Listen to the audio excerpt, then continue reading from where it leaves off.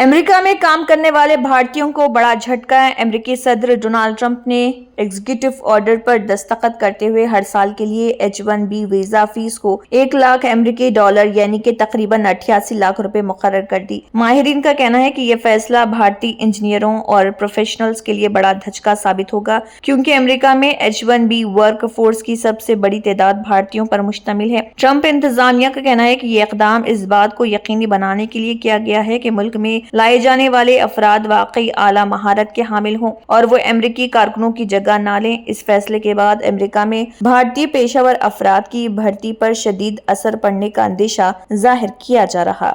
Great workers, and this pretty much ensures that that's what's going to happen. I think, Sean, you agree with that? Well, they're $100,000 per year.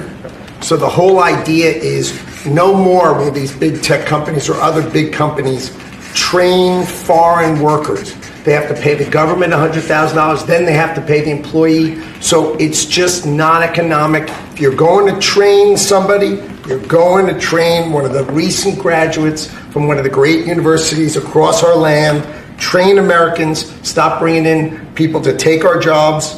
That's the policy here. $100,000 a year for H-1B visas, and all of the big companies are on board.